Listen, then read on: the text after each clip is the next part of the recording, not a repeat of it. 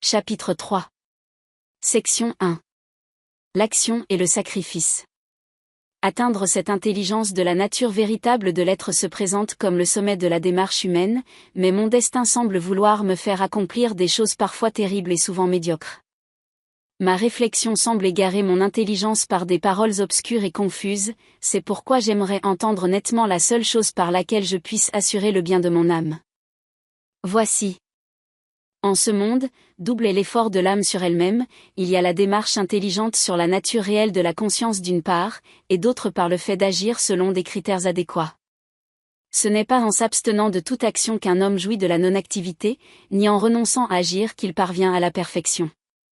Car nul ne demeure même un instant sans action, tout être est inévitablement contraint à l'action par les règles incontournables de la manifestation cosmique. Celui qui maîtrise les organes de l'action, mais continue en son mental à se rappeler les objets des sens et à s'y attacher, celui-là s'est égaré avec de fausses conceptions de la discipline de soi. Celui qui, maîtrisant les sens par le mental, sans attachement s'engage avec les organes de l'action dans des actions parfaitement maîtrisées, celui-là excelle. Je dois accomplir l'action telle que prescrite, car l'action est supérieure à l'inaction, même ma vie physique ne saurait se maintenir sans action. Je dois concevoir mon action comme un sacrifice, et alors qu'elle enchaîne les hommes qui la pratiquent aveuglément et de manière intéressée, elle sera le moyen de ma libération. La force qui me donne la vie et la conscience de mon existence, ainsi que l'univers dans lequel je peux les faire fonctionner, il faut que je la remercie pour ces merveilleux cadeaux. Ainsi, elle me sera autant favorable que je serai reconnaissant et docile à ses suprêmes directives. Le sacrifice des pulsions de mon ego sur l'autel du bien cosmique universel me donnera en retour et même au centuple, selon la loi généreuse de l'amour, ce que j'offrirai de moi-même. Celui qui prétend jouir des joies que donne la vie consciente sans rien donner en retour, celui-là est un voleur. Les bons qui dégustent ce qui reste de leur sacrifice sont délivrés de tout péché, mais ceux-là sont des méchants et jouissent du péché, qui essaient de retirer tout le plaisir qu'ils peuvent de chaque situation, être ou chose, sans aucun remords pour la souffrance ou la destruction causée par leur action égoïste. L'énergie consciente offre son essence pour développer l'univers et les créatures comme moi. Je me dois de lui rendre l'appareil dans la bien modeste mesure dont un être comme moi est capable. Si je ne suis pas en ce monde la roue ainsi mise en mouvement, mauvais est mon être, sensuels sont mes délices, en vain, et pour mon propre malheur je vis. Mais si je fonde mes délices dans le moi suprême et si je suis satisfait de la jouissance du moi et dans le moi trouve mon contentement, je solutionne tous les problèmes liés à l'action. Il n'est rien dans ce monde que je puisse gagner par l'action que j'accomplis, et rien non plus par l'action que je n'accomplis pas. Aussi, sans attachement je me dois de faire l'action qui doit être faite, car, en faisant cette action sans attachement, je peux espérer atteindre au suprême. C'est ainsi qu'ont agi les sages que l'histoire de l'humanité a bien voulu retenir et ils ont servi de guide à tous les autres, maintenant ensemble tous les représentants d'une civilisation, créant un modèle à suivre. C'est cela. Je n'ai rien à perdre ou à gagner, mais je me dois de suivre ma destinée en épousant la trajectoire des actions qu'elle aimerait que j'accomplisse et dont elle me donne l'intuition quand elle le juge opportun, si j'ai la sagesse de m'ouvrir à elle. C'est en négligeant ou même refusant d'accomplir cette mission que je deviens créateur de confusion et destructeur des créatures.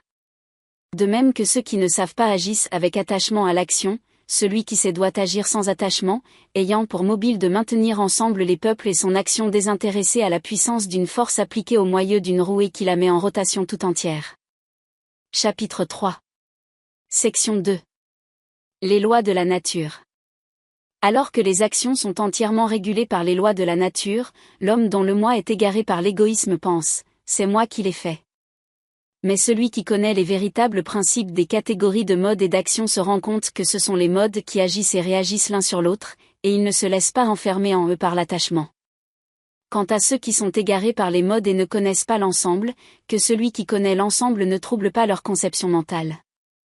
Abandonnant mes actions au soi suprême, ma conscience fondée dans le moi, libre de désir et d'égoïsme, me voici libéré de la fièvre de mon âme.